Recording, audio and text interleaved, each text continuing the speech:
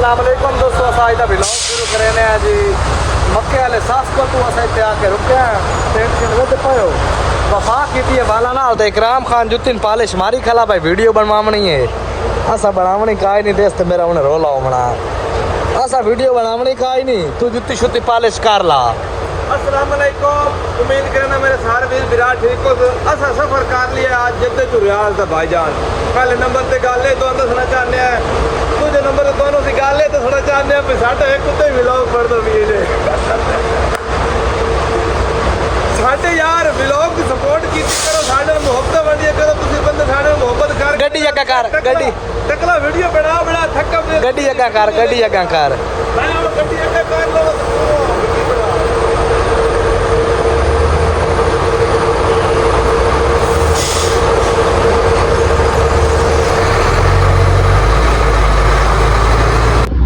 सुबह टुरे से जनाब अली इस तो सास को तो यानी कि जद्दा ही चू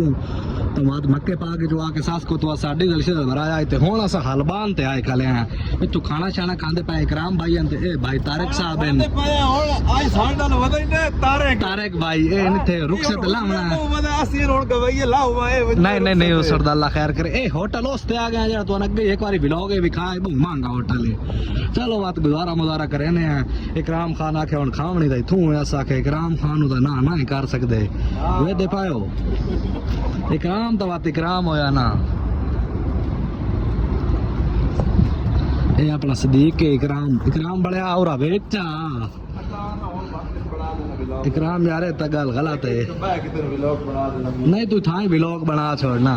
भाई जरा सी पाकिस्तानी मताम दे पहुंचे हलवान इतना रोटी छोटी खांदे रोटी खा के ए आता ही था ही सामान मैं नो के मत रियाज थे किदे सामान है अल्लाह दे बंदे आ ए वेदा मेरा दिल लग गया ये देखे ए तेरा दिल है ए मेरा दिल है मेरा इनानो मुड़ा का तू वांडे जाओ बिल्कुल बात बह जाए कि कैमरा इकराम ते आ खलोसी इकराम भाई है वे दिखायो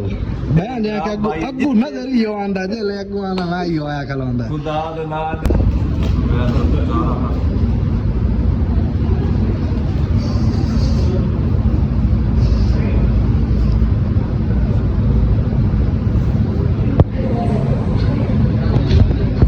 दोस्तों से खाना शाना खा लिया इकराम खान है वदा अपना यार नाराज होया वदा यार मेरी गाल सुनो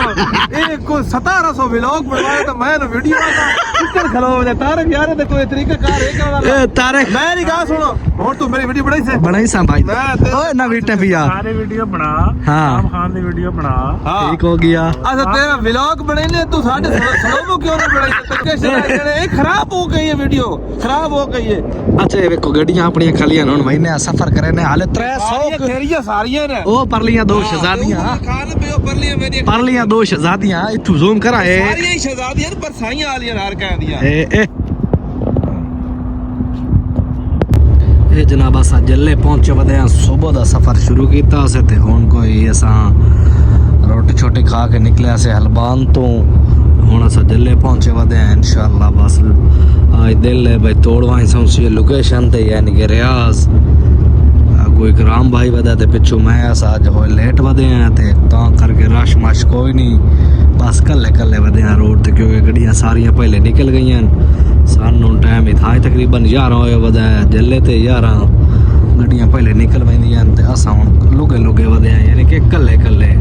आराम सुकून नाल कोई टेंशन कोई नहीं कोई परेशानी कोई नहीं रश मश तो बच्चे वदे हैं लेकिन होए लेट वदे हैं बस उन्हें सुबह निकले से ना दे चू अगे राती निकल के मक्का पाक क्रॉस करके सविंदा ते लेकिन असा होना जड़ा ना ये चक्कर पुलियो निकले भी सुबह है 9 वाले टप्पे हैं 9 वाले ममनू विच 9 तो 12 ओपन होता मक्के वाला ममनू टाइम उस असा टप्पे हैं। चेक करो दोस्तों असा फाइनली जड़ा ना इंटर हो आए हैं अल रियाज दे विच सुबह 9 बजे सफ़र शुरू किया है तो हुन तकरीबन 12 का टाइम हो गया है ते 1100 किलोमीटर बनता है तो अलहमदुलिल्लाह असा तकरीबन कंप्लीट की वधे बस कोई